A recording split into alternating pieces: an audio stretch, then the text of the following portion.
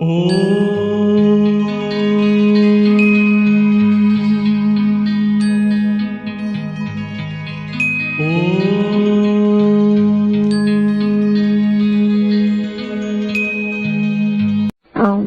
शांति। आज 17 जून 2024 बाबा के महावाक्य है। मीठे बच्चे, याद और पढ़ाई से ही डबल ताज मिलेगा, इसलिए अपनी एम ऑब्जेक्ट को सामने रख दागी गुण धारण करो। प्रश्न है, विश्व रचयिता बाप, तुम बच्चों की कौन सी खिदमत यानी सेवा करते हैं? उत्तर है, पहला, बच्चों को बेहद का वर्षा दे सुखी बनाना, यह खिदमत है। बाप जैसी निष्काम सेवा कोई कर नहीं सकता। दूसरा, बेहद का बाप किराए पर तख्त लेकर तुम्हें विश्व का तख्त नशीन बना देते हैं। खुद ताउसी तख्त पर नहीं बैठते, लेकिन बच्चों को ताउसी तख्त पर बिठाते हैं। बाप के तुम जड़ मंदिर बनाते, उसमें उन्हें क्या टेस्ट आएगा? मजा तो बच्चों को है जो स्वर्ग का राज्य भाग्य लेते हैं। ओम शांति। मीठे मीठे रूहानी बच्चों को बाप कहते हैं कि अपने को आत्मा समझ बाप को याद करो। ओम शांति का अर्थ तो बच्चों को समझाया है। बाप भी बोलते हैं तो बच्चे भी बोलते हैं ओम शांति, क्योंकि आत्मा का स्वधर्म है शांत। तुम अब जान गए हो कि हम शांति धाम से यहाँ आते हैं पहले पहले सुख धाम में, फिर 84 पुनर्जन्म लेते लेते दुख धाम में आते हैं। यह तो याद है ना, बच्चे 84 जन्म लेते जीवात्मा बनते हैं। बाप जीवात्मा नहीं बनते हैं, कहते हैं मैं टेम्परेरी इनका आधार लेता हूँ। नहीं तो पढ़ाएंगे कैसे? बच्चों को घड़ी घड़ी कैसे कहेंगे कि मन मना भव? अपनी राजाई को याद करो। इसको कहा जाता है सेकंड में विश्व की राजाई। बेहद का बाप है ना, तो जरूर बेहद की खुशी, बेहद का वर्षा ही देंगे। बाप बहुत सहज रास्ता बताते हैं, कहते हैं अब इस दुख धाम को बुद्धि से निकाल दो। जो नई दुनिया स्वर्ग स्थापन कर रहे हैं, उनका मालिक बनने लिए मुझे याद करो, तो तुम्हारे पाप कट जाएं। तुम फिर से सतप्रधान बन जाएंगे। इसको कहा जाता है सहज याद। जैसे बच्चे लौकिक बाप को कितना सहज याद करते हैं, वैसे तुम बच्चों को बेहद के बाप को याद करना है। बाप ही दुख से निकाल सुख धाम में ले जाते हैं। वहाँ दुख का नाम निशान नहीं। बहुत सहज बात कहते हैं, अपने शांति धाम को याद करो। जो बाप का घर, वह तुम्हारा घर है, और नई दुनिया को याद करो, वह तुम्हारी राजधानी है। बाप तुम बच्चों की कितनी निष्काम सेवा करते हैं। तुम बच्चों को सुखी कर फिर वानप्रस्थ परम धाम में बैठ जाते हैं। तुम भी परम धाम के वासी हो। उसको निर्वाण धाम, वानप्रस्थ भी कहा जाता है। बाप आते हैं बच्चों की खिदमत करने, अर्थात वर्षा देने। यह खुद भी बाप से वर्षा लेते हैं। शिव बाबा तो है ऊंच ते ऊंच भगवान शिव के मंदिर भी हैं। उनका कोई बाप व टीचर नहीं है। सारे सृष्टि के आदि मध्य अंत का ज्ञान उनके पास है। कहाँ से आया? क्या कोई वेद शास्त्र आदि पढ़े? नहीं, बाप तो है ज्ञान का सागर, सुख शांति का सागर। बाप की महिमा और दैवी गुणों वाले मनुष्यों की महिमा में फर्क है। तुम दैवी गुण धारण कर यह देवता बनते हो। पहले आसुरी गुण थे। असुर से देवता बनाना यह तो बाप का ही काम है। एम ऑब्जेक्ट भी तुम्हारे सामने है। जरूर ऐसे श्रेष्ठ कर्म किए होंगे। कर्म, अकर्म, विकर्म की गति अथवा हर बात समझाने में 1 सेकंड लगता है। बाप कहते हैं मीठे मीठे बच्चों को पाठ बजाना ही है। यह पाठ तुमको अनादि अविनाशी मिला हुआ है। तुम कितना बारी सुख दुख के खेल में आए हो। कितना बार तुम विश्व के मालिक बने हो। बाप कितना ऊंच बनाते हैं। परमात्मा जो सुप्रीम सोल है वह भी इतना छोटा है। वह बाप ज्ञान का सागर है, तो आत्माओं को भी आप समान बनाते हैं। तुम प्रेम के सागर, सुख के सागर बनते हो। देवताओं का आपस में कितना प्रेम है, कभी झगड़ा नहीं होता। तो बाप आकर तुम्हें आप समान बनाते हैं और कोई ऐसा बना ना सके। खेल स्थूल वतन में होता है। पहले आदि सनातन देवी देवता धर्म, फिर इस्लामी, बौद्धी आदि नंबरवार इस मांडवे में व नाटकशाला में आते हैं। 84 जन्म तुम लेते हो। गायन भी है आत्माई परमात्मा अलग रहे बहुकाल। बाप कहते हैं मीठे मीठे बच्चों, पहले पहले विश्व में पाठ बजाने तुम आए हो। मैं तो थोड़े समय के लिए इनमें प्रवेश करता हूँ। यह तो पुरानी जुत्ती है। पुरुष की एक स्त्री मर जाती है तो कहते हैं पुरानी जुत्ती गई, अब फिर नई लेते हैं। यह भी पुराना तन है ना। 84 जन्मों का चक्र लगाया है। तत्त्वम तो मैं आकर इस रथ का आधार लेता हूँ।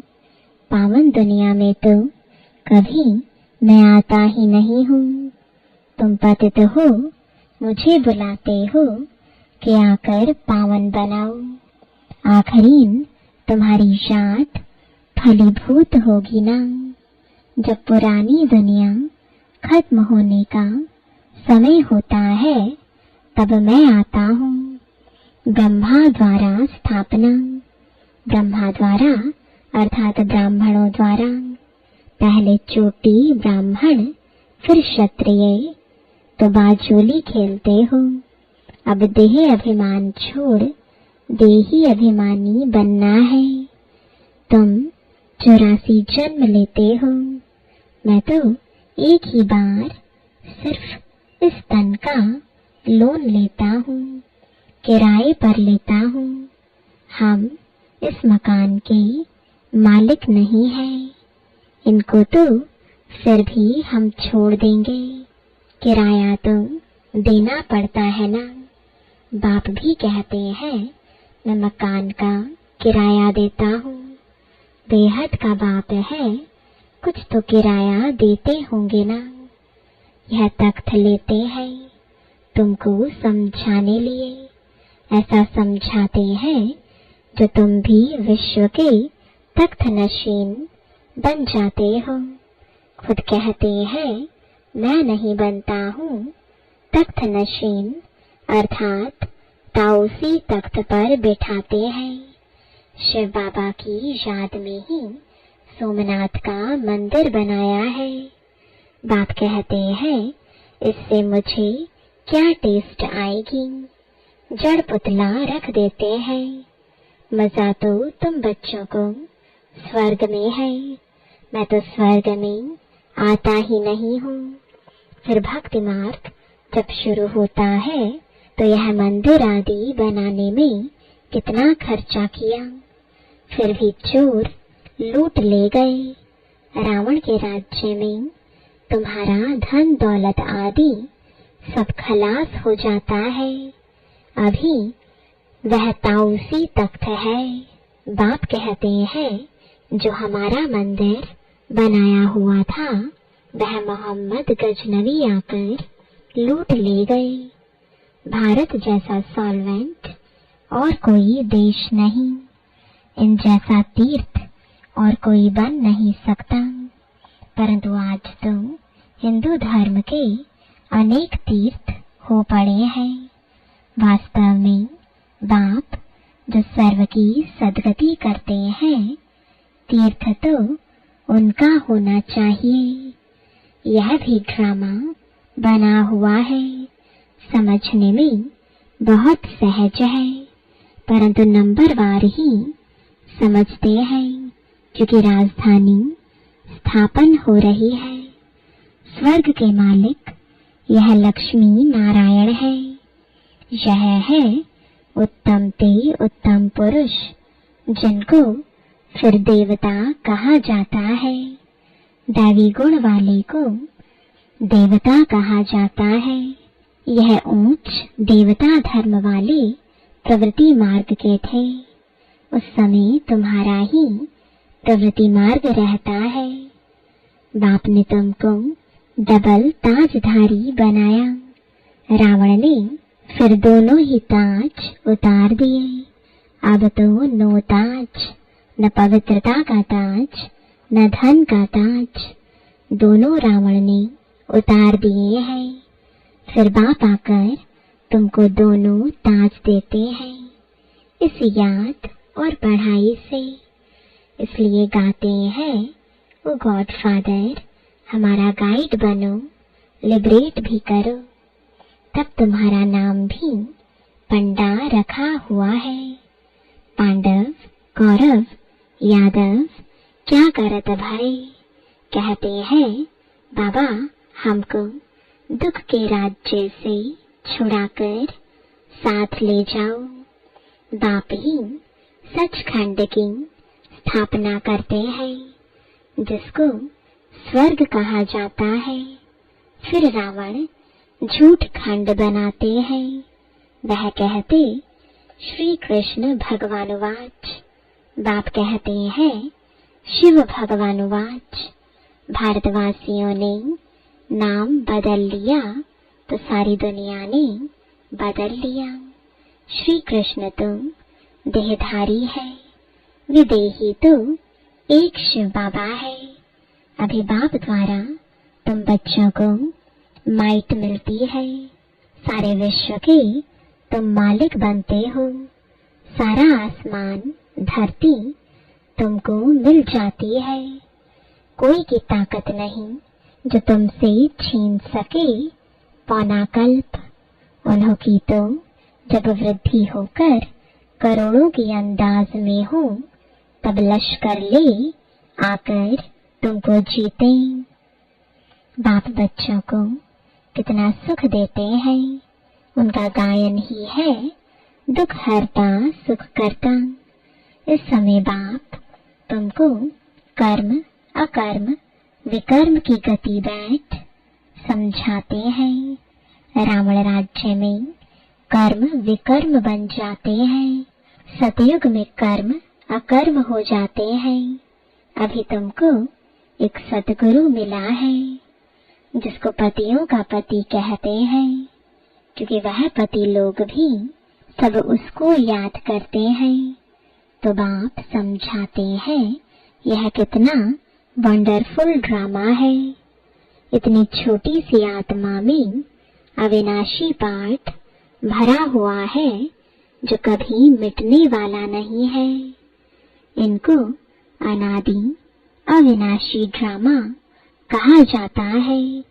God is one. रचना अथवा सीढ़ी और चक्र सब एक ही है।